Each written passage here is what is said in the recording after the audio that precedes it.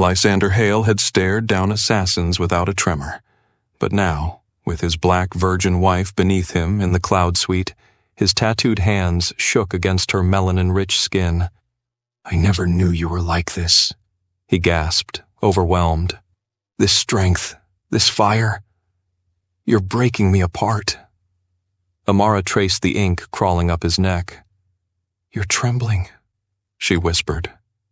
He pressed his forehead to hers, voice fracturing. "You're the first thing powerful enough to destroy me." She smiled through tears, radiant. "Good.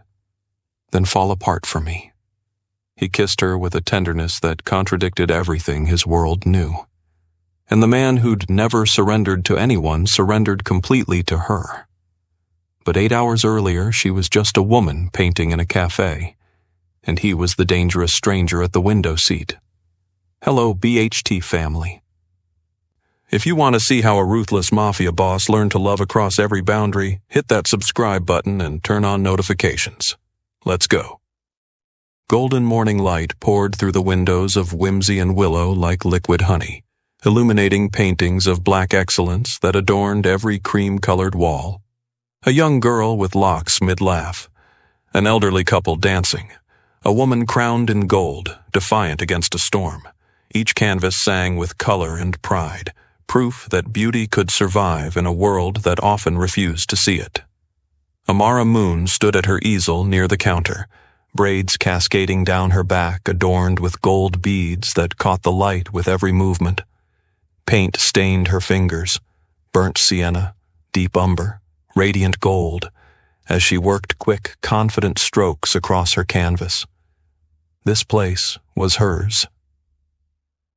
Every brushstroke on these walls, every mismatched chair carefully chosen, every crack in the floorboards she'd filled herself. Her sanctuary, her proof that black women could create spaces where they didn't just survive, but thrived. The door slammed open. 3 men swaggered in, boots heavy against the polished wood. The leader wore a leather jacket that screamed overcompensation, a jagged scar running down his left cheek like a badge he'd earned in violence.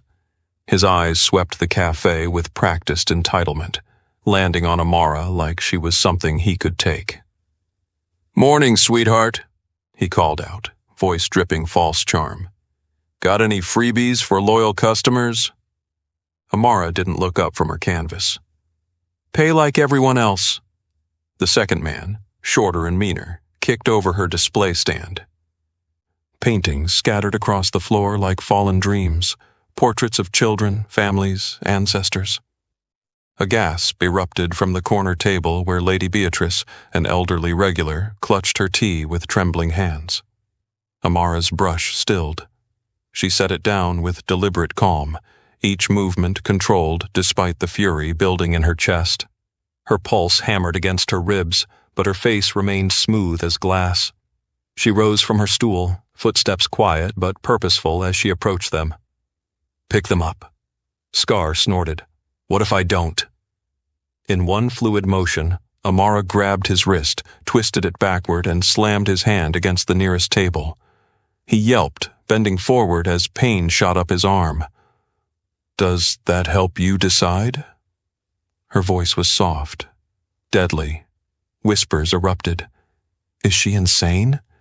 She actually did it. That girl has no fear." At the window seat, someone watched. Lysander Hale sat slouched in the corner, charcoal coat draped over his chair, dark hair styled back to reveal a face carved from shadows and secrets. Intricate tattoos crawled up his neck from beneath his collar. Dragons, symbols, stories written in ink and violence. He'd been reading a newspaper, or pretending to. Now the paper lay forgotten as he observed this fearless woman handle 3 grown men without trembling. Something stirred in his chest. Foreign, uncomfortable, interest. The third thug stepped forward, cracking his knuckles. "You think you're tough, little girl?" Before he could move, Lysander rose from his seat. The chair scraped against the floor, a sound so quiet it shouldn't have meant anything. But everyone in that cafe knew what it meant when a man like Lysander Hale stood. The temperature plummeted. Scar, whose wrist Amara still held, went pale. "Lysander Hale," he breathed. Lysander said nothing. He didn't need to. His presence alone froze the air solid. His eyes, dead calm and infinitely dangerous, swept across the three men like an executioner's blade measuring necks. They scrambled backward, tripping over themselves in their rush toward the door. The bell above the entrance jingled frantically as they fled into the street.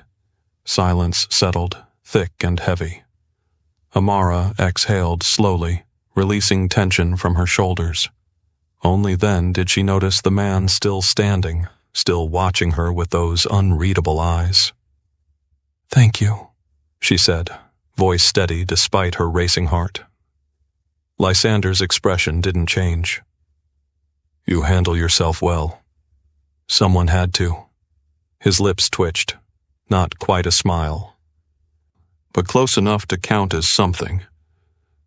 Amara knelt to gather her scattered paintings. Before she could reach the first one, he knelt beside her. His movements were careful, precise, hands that had broken bones now smoothing crumpled paper with surprising gentleness. "You shouldn't have to face men like them alone," he murmured, almost to himself. She glanced at him, really looked at him for the first time, saw past the tattoos, past the reputation, past the danger everyone else saw first. "Who says I was alone?" That answer hit him harder than any punch he'd ever taken. Amara stood, dusting paint from her hands. "Would you like something to drink?" Lysander blinked, genuinely caught off guard. No fear, no hesitation, just simple kindness offered to a monster. "Coffee," he said quietly. "Dark roast." He returned to the window seat. Something warm and unfamiliar spreading through his chest. As Amara poured coffee into a ceramic mug, Lady Beatrice leaned toward her companion, eyes wide with wonder. "That girl fears nothing," she whispered. But she was wrong. Amara had fears. She just refused to let them win. And Lysander Hale, watching her move through her colorful sanctuary with paint-stained fingers and unshakable confidence, didn't realize something far more dangerous had just happened. This woman had walked into his life, and he had absolutely no intention of letting her leave. For 3 weeks, Lysander Hale arrived at Whimsy and Willow at precisely 7:30 each morning. Same window seat, same dark roast coffee, same quiet observation that made Amara hyper-aware of his presence even when she pretended not to notice. He never caused trouble, never demanded attention. Just sat there in his dark coat, tattooed neck a stark contrast against cream walls, watching her world unfold with the careful attention of someone studying something precious and foreign. Amara found herself anticipating the soft chime of the door, the way he moved like shadow made solid, silent, and deliberate. She'd catch him studying her paintings, a black family gathered around Sunday dinner, a little girl with natural hair reaching for stars, a woman draped in kente cloth, regal and unbreakable. His eyes would linger on each piece like he was memorizing something he'd never had the language to describe. Lady Beatrice noticed too. "That man watches you like your art he's afraid to touch," she whispered one morning, eyes twinkling with knowing. "Be careful, child. Or don't be." Sometimes the dangerous ones love the hardest. One rainy afternoon, water streaking the windows in silver rivulets, Lysander stood longer than usual before a canvas Amara had just completed. A black woman standing in a storm, crown intact despite the chaos, smiling like she'd made peace with the rain. "It's powerful," he said quietly, voice rough like he didn't use it often enough. Amara looked up from her easel, gold hoops catching the dim light. "How so?" "Like you." He paused, searching for words. "Unbreakable even when the world rains down." She blinked, genuinely surprised. That's surprisingly poetic for someone who doesn't smile. I wasn't always like this. The admission hung between them, fragile and raw. Amara set down her brush, crossing to where he stood. This close, she could see the details etched into his skin, symbols that looked like they'd been carved with pain and regret. "What changed you?" she asked gently. He stirred the coffee she'd brought without asking, eyes distant. "My world." 2 words carrying the weight of violence, betrayal, loss she couldn't begin to imagine. But she felt his walls, thick as fortress stone, cold as winter metal. So she shifted gears. "I like when you come here," she said. "You don't disrupt my peace." His gaze snapped back to hers, something vulnerable flickering across his features. "I would never harm you." The intensity in his voice made warmth bloom in her chest. "I didn't say you would." He cleared his throat, uncomfortable with his own honesty. "People wonder why I sit here every day." "Do they?" She smiled, head tilting. "And why do you, Lysander?" His answer came without hesitation. "You. Just you." The rain outside softened to gentle patter. The cafe lights glowed warm against the gray afternoon, and between them something shifted. Something neither knew how to name yet. Not quite friendship. Not yet love. But something rare. Something dangerous in its tenderness. Amara reached out slowly, giving him time to pull away. Her fingers traced the visible edge of the tattoo crawling up his neck, intricate lines that looked like dragon scales or flames. "What does this one mean?" He inhaled sharply at her touch, but didn't move. "Every tattoo is a mark. A life I took. A mistake I can't erase." His jaw tightened. "This one's a reminder that fire destroys everything it touches." "Or," she said softly, still tracing the ink against his skin, "fire can forge something stronger. Transform what it touches into something new." He looked at her like she'd just spoken in a language he'd been trying to learn his entire life. "You see things differently than most people." "I have to." She dropped her hand but held his gaze. "The world doesn't always see me the way I deserve to be seen. So I learned to see clearly, past surfaces, past what people show first." "And what do you see when you look at me? Someone fighting to be better than what the world made him?" Something cracked in his carefully constructed armor. Lady Beatrice, pretending to read her book in the corner, smiled into her tea. Over the following days, their conversations deepened. Amara taught him about her art, how each painting was resistance, celebration, proof of existence. He opened up in fragments, about isolation, about how people feared him before knowing him, about the loneliness of being a monster everyone needed but nobody wanted close. She showed him her latest work, a piece merging Eastern dragons with African Adinkra symbols, fire and wisdom intertwined. "You inspired this," she admitted. He stared at the canvas, then at her. "How?" "You're both worlds, violence and poetry, destruction and this." She gestured at the empty coffee cup he'd carefully set down so it wouldn't ring against the table. "Gentleness when you think no one's watching." When Lysander rose to leave that evening, he paused at her counter. "Amara?" She looked up. "Yes?" "You make me want to be better than what I am." He left before she could respond, but the words hung in the air long after the door closed. And Amara realized with startling clarity that she was falling for a man the world called a monster.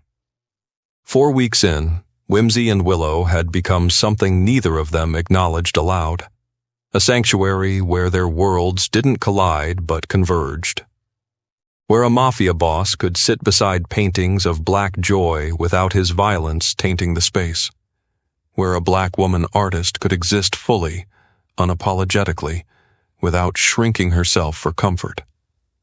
Lysander arrived earlier now, sometimes before dawn, watching through the window as Amara unlocked the door. Braids swept into a high bun, gold hoops glinting in the streetlights.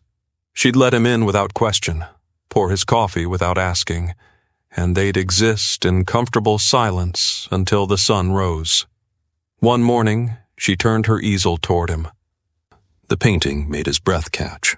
A fusion of Eastern dragons and West African Adinkra symbols, serpentine bodies intertwined with geometric wisdom, fire and water existing as one impossible, beautiful thing.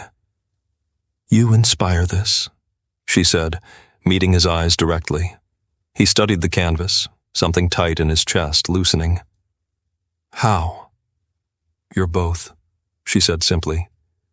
"East and West, violence and restraint, storm and stillness." Lysander set down his coffee carefully.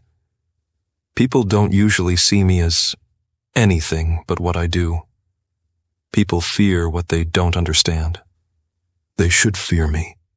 His voice went hard. "I've earned that fear." "Maybe." Amara tilted her head. "But they fear you before knowing you, before seeing you. That's different." He looked at her, really looked, at this woman who chose bold colors and bolder truths. "What about you? Your experience is different. The strength it takes to exist confidently in spaces that weren't built for you." He gestured at the cafe, at her art covering every wall. "How do you do it?" Amara's smile turned complex, layered with history. "You think your world is the only one that requires armor?" She laughed softly, not unkindly. "I wake up black in a world that questions my beauty, my intelligence, my right to take up space. Every painting here is an act of resistance. Every time I refuse to shrink myself, that's a small war won. Building this place," she continued, gesturing at Whimsy and Willow, "was me saying black women create beautiful things. We deserve beautiful things. We are beautiful things, even when the world forgets to see us." Lysander absorbed her words like gospel. "You're extraordinary." "No, I'm just unwilling to disappear." Silence settled between them, weighted with understanding. Two people from different worlds, both intimately familiar with being seen as less than human for entirely different reasons. "Amara." His voice dropped lower. "Do you fear me? My world? My past?" She held his gaze, unflinching. "If I feared you, I wouldn't paint you." He froze. "What?" "I've been painting you, Lysander, for weeks now." His heart hammered against his ribs as she crossed to a covered canvas in the corner. She pulled away the cloth with steady hands, revealing a portrait that stole the air from his lungs. Him. At the window seat. Morning light illuminating his profile, tattoos visible but not threatening. Just art on skin telling stories. His hands wrapped around a coffee cup with unexpected gentleness. And his eyes. God, his eyes in the painting weren't the dead, cold things he saw in mirrors. They were hopeful, alive, human. "This is how you see me?" His voice cracked. "This is who you are when you think no one's watching." Something inside him shattered, not breaking, transforming, like glass becoming sand, becoming something new under pressure and heat. He stepped closer to the canvas, then closer to her, barely breathing. "I don't deserve this. Your kindness. Your—" He couldn't finish. "Your art shows me who I want to be," Amara said softly. "My art shows you who you already are." Lysander reached out, hesitated, then let his fingers hover near her cheek without touching. "Everyone sees the monster first. I see a man trying so hard to be gentle it makes his hands shake." He exhaled shakily, lowering his hand. In that moment, Standing between paintings of black excellence and a portrait showing him as redeemable, Lysander Hale made a silent, unbreakable vow. He would protect this woman, this fearless, brilliant, beautiful woman who saw humanity where the world saw horror. He would protect her with everything he had, even if it cost him everything he was. "You make me want to believe I can be better," he whispered. "You already are," she said. "You just needed someone to show you." The chemistry between them had shifted from possibility to inevitability, like storm clouds finally ready to break, like two worlds colliding to create something neither could have imagined alone. Lady Beatrice, watching from her corner, whispered a prayer for them both. 5 weeks of peace. 5 weeks of morning coffee and quiet conversations and something warm building between them like a fire neither knew how to name. Then the door exploded inward just after closing time. Scar returned with 5 men this time, bolder now, angrier. They moved through Whimsy and Willow like a plague, knocking over chairs, sweeping cups from tables. Glass shattered, paint splattered across the floor. "You embarrassed us," Scar snarled, advancing on Amara as she stood her ground near her easel. "Made us look weak in front of that tattooed psycho." Amara's hand instinctively reached for her phone. A thug knocked it from her grip, sent it skittering across the floor. "Let's see how brave you are now."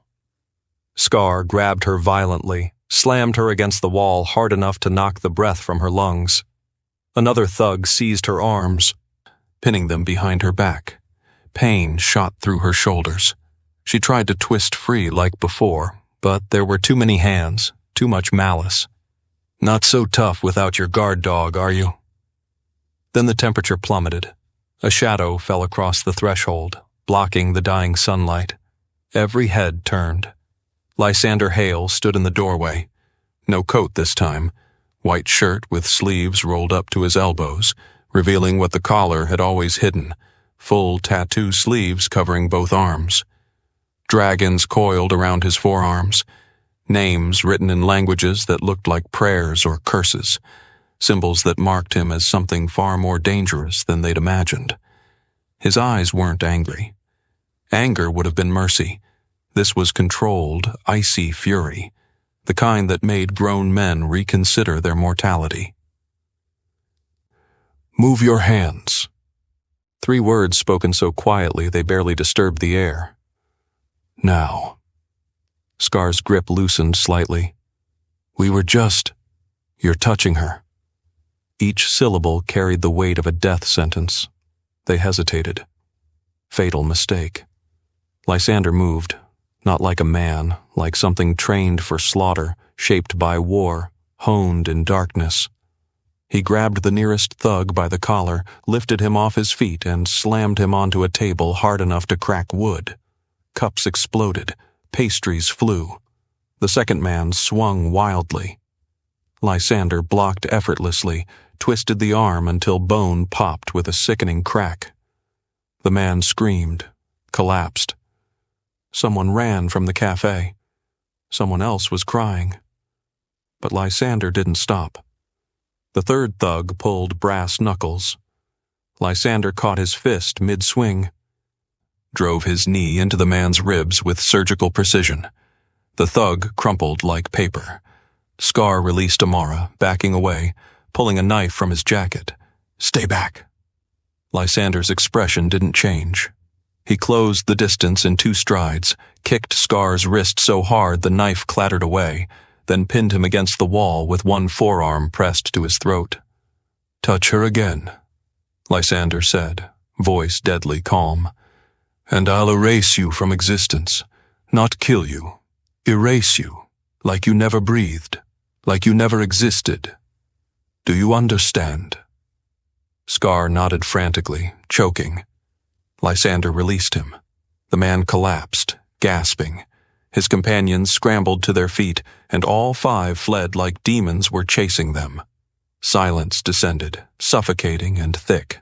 Lysander turned slowly toward Amara. and his hardened expression cracked when he saw the red marks on her brown skin where Scar's fingers had gripped too hard. Small, finger-shaped bruises already forming on her wrists. His hands began to tremble. "They touched you." His voice broke on the words. "Lysander, I'm fine." He crossed to her in 3 strides, falling to his knees before her like a man seeking absolution. He took her hand so gently she barely felt it, his thumbs brushing the red marks with impossible lightness.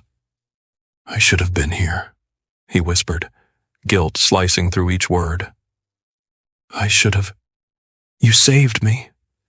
He closed his eyes briefly, relief and anguish warring across his features. "I can't lose you, Amara. I can't." She cupped his face with both hands, feeling his pulse race beneath her fingers. "Lysander, look at me." He opened his eyes. For the first time, she saw him completely unguarded. Not the Mafia boss, not the feared killer, just a man terrified of caring too much. "You're the only light in my darkness," he admitted, voice rough and raw. "The only peaceful thing in my violent life. If something happened to you because of me..." His voice fractured completely. Amara knelt so they were eye level, still holding his face. "You're shaking. Because you matter more than anything, more than my world, more than my life. Then maybe," she said softly, "you should stop trying to carry this alone." Lysander exhaled shakily, a sound like answered prayer, and pulled her into his arms, gentle despite the violence still thrumming through his veins. She buried her face against his chest, feeling his heart hammer against her cheek. Surrounded by arms covered in stories of death that now held her like she was the most precious thing he'd ever touched. 4 days passed without Lysander. 4 days of the window seat remaining empty, of coffee growing cold on the counter as Amara caught herself glancing at the door. 4 days of pretending she didn't notice the absence, didn't feel the hollow ache spreading through her chest like frost. Lady Beatrice noticed. "That man will come back," she said gently. "Men like him always come back to the things they love." But Amara wasn't sure. Maybe he'd finally seen what she'd refused to acknowledge, that their worlds were too different, that whatever was building between them couldn't survive the weight of reality. On the 4th evening, she was locking up when a sleek black car pulled to the curb.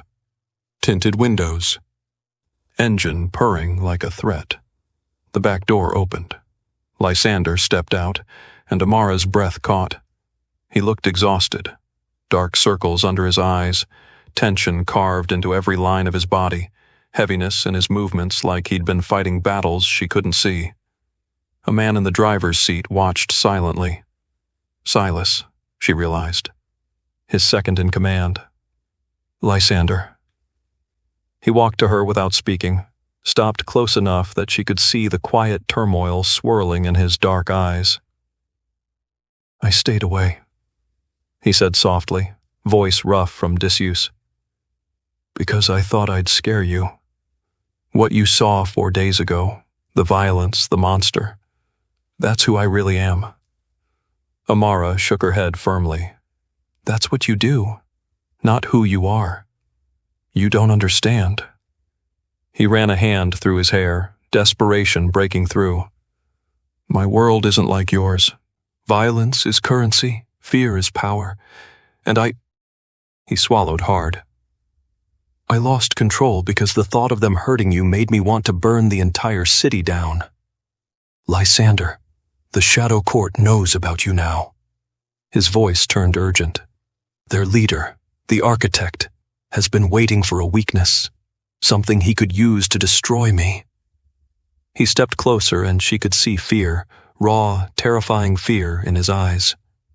"You're that weakness, Amara, and my world doesn't give warnings. They'll come for you to break me." Her heart stuttered. "What are you saying?" He reached into his coat, pulled out a small velvet box, opened it with trembling fingers. Inside sat a simple silver ring, No extravagant diamonds, no ostentatious display, just sincere, desperate hope. I'm asking you to marry me. The world tilted beneath her feet. Lysander. What? Not because I own you, he said quickly, words tumbling out like he'd been rehearsing them for days. Not because you need a man to protect you. You're the strongest person I've ever met. But in my world, marriage is the only protection that means something. The only line they won't cross without declaring war. He dropped to one knee on the sidewalk, this dangerous man humbling himself before her. I'm terrified of losing you. I'm terrified you'll say no. But I'm more terrified of what happens if you're not under my name, my protection, my home when they come. His voice cracked. And they will come, Amara. The architect doesn't leave loose ends. She stared at him, at this man who'd shown her violence and gentleness in equal measure. Why me, Lysander? Why risk everything?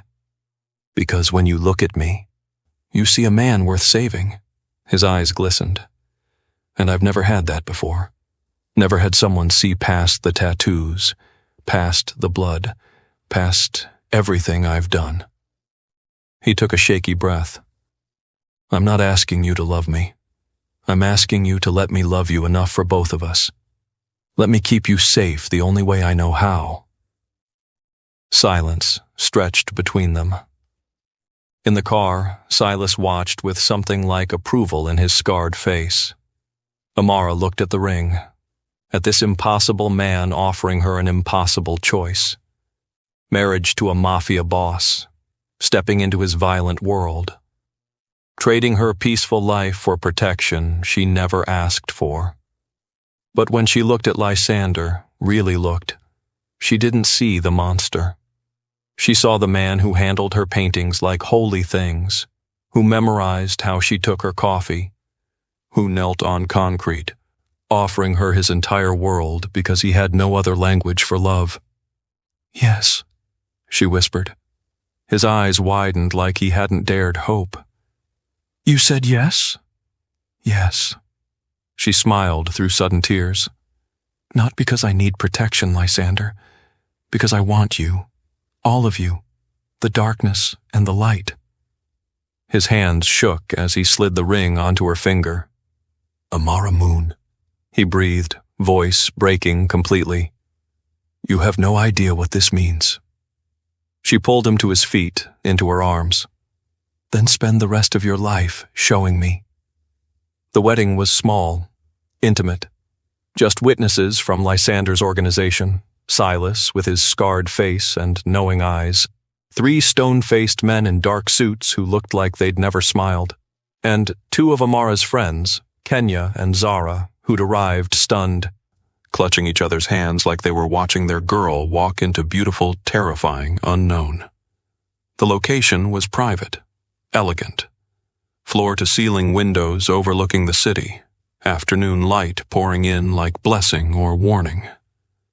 Amara wore cream silk that draped her curves like water, her natural hair braided into an elaborate crown adorned with gold thread and cowrie shells. She looked like royalty, like everything Lysander had never deserved but was selfish enough to claim anyway. He stood at the altar in a charcoal suit, crisp white shirt emphasizing the tattoos crawling up his neck. His hands wouldn't stop trembling. The officiant spoke for 15 minutes about commitment, trust, the sacred joining of 2 souls. Lysander heard none of it. He could only stare at Amara, at this fearless woman who'd said yes to him, to his darkness, to the impossible future stretching before them. You may now kiss your bride. Lysander froze. His eyes met hers, asking permission, asking forgiveness, asking if she was sure. Amara smiled softly, nodded almost imperceptibly. He stepped closer, cupped her face with tattooed hands that had ended lives, and kissed her. Gentle, reverent, terrified, like she was made of starlight and might dissolve if he pressed too hard. Her arms slid around his neck, grounding him, and for one impossible moment, the world narrowed to just her. Just them. When they pulled apart, his eyes glistened. The drive to the cloud suite was quiet. Lysander held her hand like a lifeline, thumb tracing circles on her palm. Silas drove, gave them privacy behind the partition, but Amara caught his approving glance in the rearview mirror. The elevator to the penthouse felt like ascending to another world. When the doors opened, Amara stepped into luxury beyond imagination. Floor-to-ceiling windows overlooking the city spread beneath them like fallen stars. Marble floors, modern art, furniture that cost more than most people's homes. Everything cold and beautiful and isolated, a sanctuary built at the top of the world, far from everything. "This is yours now," Lysander said quietly. "Ours." Amara moved through the space slowly, taking it in. This would be her home, their home. She touched the windows, looking down at the city lights beginning to glow as dusk settled. Lysander came up behind her, guided her to the balcony. Cool evening air wrapped around them. The city spread infinite below, alive with sound and light and chaos they couldn't hear from this height. "Amara." His voice was rough. "I need you to understand something." She turned to face him. He held up his hands between them, tattoos stark in the fading light. Dragons coiled around his forearms, names written in memorial, symbols marking debts paid in blood. "These hands have done terrible things. I've taken lives, destroyed families, orphaned children." His voice cracked. "I'm not redeemable. I'm not." Amara took his hands in hers, held them gently but firmly. "Then let me help you wash them," she said. "Let me show you that you're more than your worst moments, that you can create instead of destroy." He broke, just shattered completely, pulled her close, buried his face in her neck, forehead pressing to hers as tremors ran through his body. "I don't deserve you," he whispered against her skin. "Maybe not," she smiled through her own tears, "but you have me anyway." Under the city lights, with the world spread beneath them and the sky darkening overhead, Lysander Hale fell completely, irrevocably, terrifyingly in love with this beautiful black woman who'd chosen him, who saw his hands covered in death and offered to help wash them clean, who looked at his tattoos and saw art instead of obituaries. That night, when he carried her to their bedroom, his touches were reverent, discovering her melanin-rich skin like sacred text, learning her like prayer. She traced every tattoo with patient fingers, asked him to tell her the stories, then replaced each painful memory with gentleness. "You're shaking," she whispered as he hovered above her. "You're the first thing powerful enough to destroy me," he breathed. She smiled, radiant. "Then fall apart for me." And he did. Surrendered completely to her, to this love that terrified and transformed him, to the impossible hope that maybe, just maybe, he could become the man she believed he already was. 3 weeks of peace, 3 weeks of waking up wrapped in each other, of learning to be married, of Lysander watching Amara paint in the cloud suite while city lights glittered below. 3 weeks of believing maybe they could have this. Normalcy, safety, love. Amara stood at her easel by the floor-to-ceiling windows, creating her boldest work yet. A phoenix rising from ashes, wings spread wide, half Eastern dragon, half West African Sankofa bird. Past and future merged. Rebirth and remembering as one. She didn't hear Lysander enter, didn't see his face until he was beside her, expression urgent, eyes sharp with something that made her blood run cold. "Pack nothing. We leave. Now." "What's wrong?" "The Shadow Court knows about you. The architect sent word." His voice was steel and terror. "They're coming. Before she could respond, the world exploded. The window shattered inward. Glass rained down like deadly stars. Lysander moved on instinct, grabbed her, turned, shielded her body with his.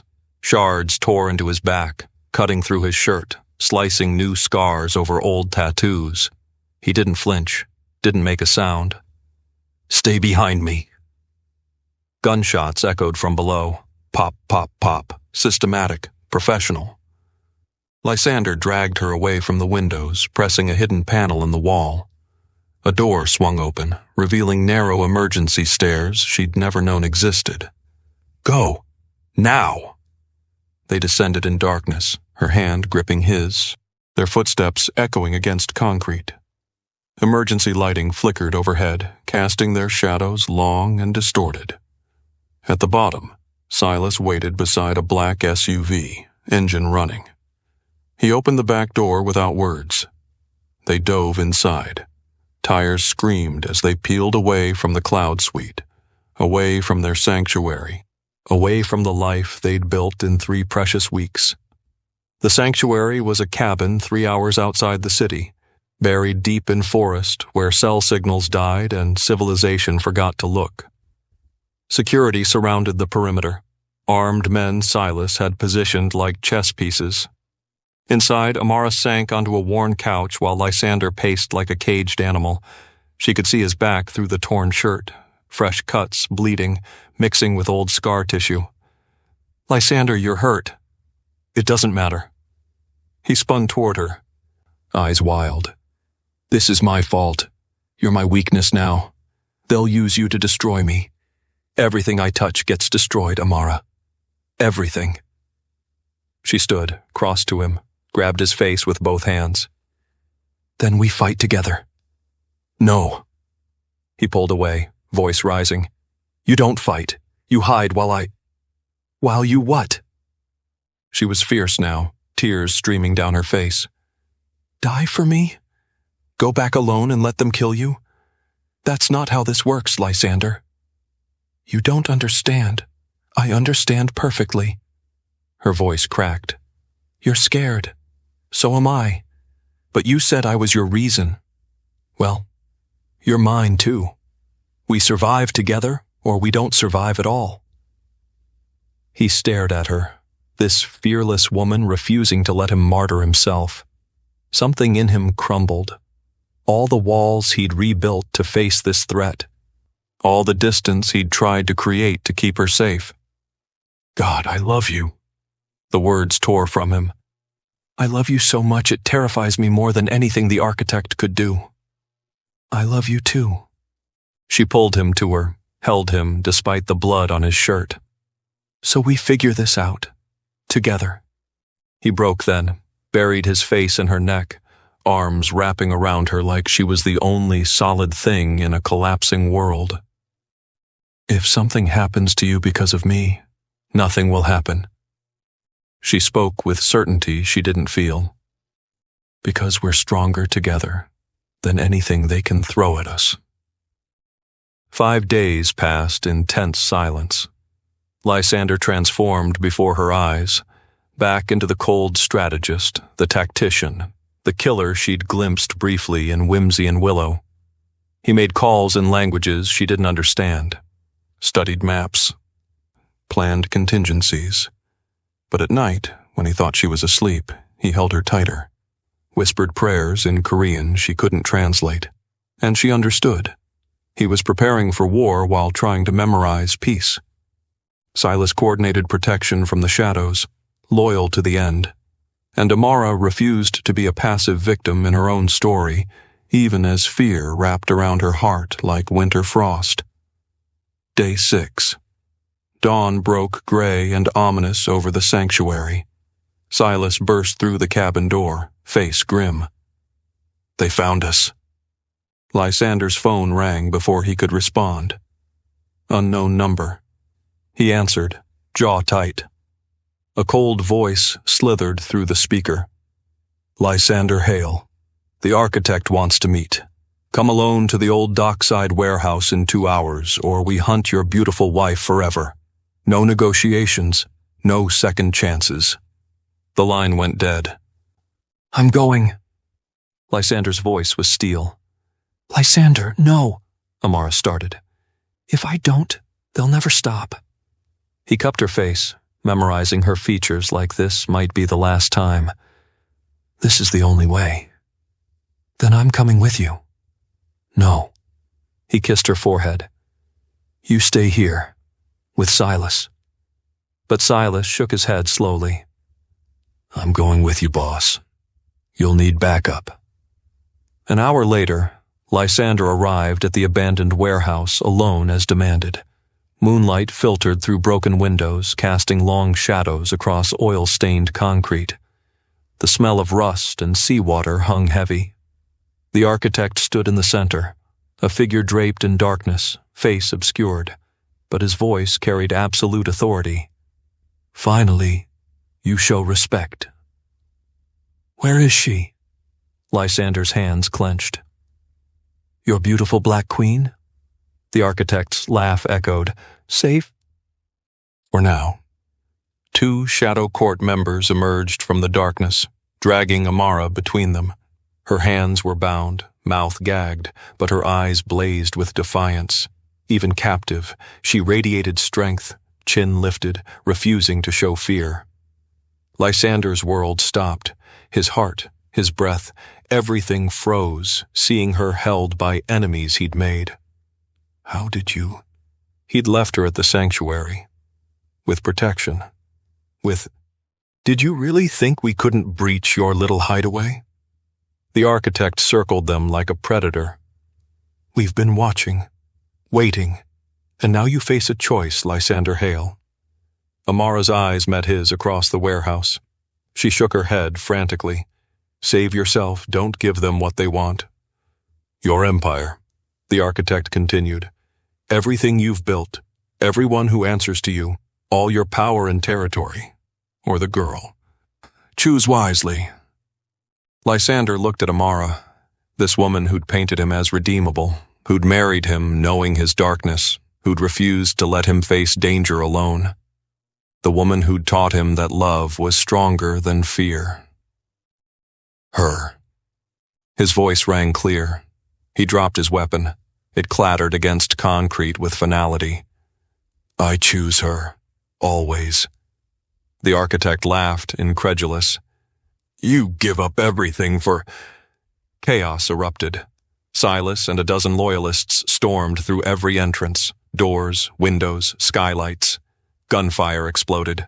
Flash grenades. Systematic, coordinated, perfect. Lysander moved instantly, grabbed a fallen gun, fought his way to Amara through the firefight. Bullets tore the air. He dropped two Shadow Court members, reached her, cut her bonds with a knife from his boot. "Run!" he shouted, pulling the gag from her mouth. "Not without you!" She grabbed his hand. They ran together through the warehouse maze, Silas providing cover fire, taking down enemies with practiced precision. At the exit, the architect materialized, blocking their path. Gun raised, aimed at Amara's heart. "If I can't have your empire, I'll take what matters more." Time slowed. Lysander moved to shield her. Silas fired first. The shot meant for Amara caught Silas instead. He staggered, blood blooming across his chest, but kept firing, took down the architect with 3 precise shots. "Go!" Silas shouted, collapsing to one knee. "I'll handle the rest. Go!" Lysander hesitated, his second in command, his friend, bleeding out. "Go!" Silas roared. "Protect her! That's an order!" They ran into the night. Behind them, gunfire continued. Sirens wailed in the distance. Lysander's empire burning. Loyalists scattering, everything he'd built crumbling to ash. They didn't stop running until they reached a car Silas had staged. Lysander drove. No destination, just away. Away from the warehouse, the city, the life he'd known. Amara clutched his hand across the console, both trembling, both alive. "Silas," she whispered. "He chose this." Lysander's voice cracked. "He chose to save us." They drove into the unknown, leaving everything behind. No empire, no power, no territory. Just each other, and the dawn breaking on the horizon, uncertain, terrifying, hopeful, together. 6 months later, the world felt different. Serenity Bay was a coastal town where nobody asked questions, where the ocean whispered against sand instead of sirens screaming through streets. A place where a man with tattooed hands could start over, and a black woman artist could paint peace instead of resistance. Amara stood in their small cottage, hand resting on her swollen belly, watching through the window as afternoon light painted everything gold. The cottage was modest, nothing like the Cloud Suite's luxury, but it was theirs. Walls adorned with her paintings of gentle things now, sunsets, ocean waves, a family that didn't exist yet, but would soon. Kente cloth draped over furniture Lysander had built. Asian pottery she'd chosen sat beside African masks. 2 worlds merged into something neither had imagined but both had created. Through the window she could see his shop. Hale Handcrafts, the sign read in simple letters. Lysander worked inside, hands that had broken bones now shaping wood with the same precision. Creating instead of destroying. Building instead of burning. His tattoos were still visible when he wore short sleeves, dragons still coiled around his forearms, names still marked his skin. But here, they were just art, just history, not prophecies of death. The door opened. He came in smelling of sawdust and sea air, dark hair slightly longer now, falling into his eyes. He crossed to her, kissed her cheek with easy affection 6 months had built. Then he froze, saw her expression. "What's wrong?" Amara took his hand, those tattooed, scarred, gentle hands, and placed it on her belly where their child grew. "Ready to be a father?" His eyes filled instantly. No hesitation, just pure, overwhelming emotion. He dropped to his knees before her, pressed his forehead against her stomach. His shoulders shook.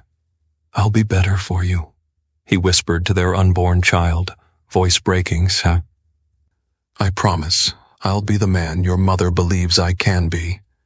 I'll show you that love is stronger than violence, that 2 different worlds can create something beautiful." He paused, tears falling freely. "That redemption is possible, that you can choose who you become." Amara stroked his dark hair, her own tears trailing down her cheeks. "You already are that man." Outside, the sun set over the ocean in shades of gold and pink and purple.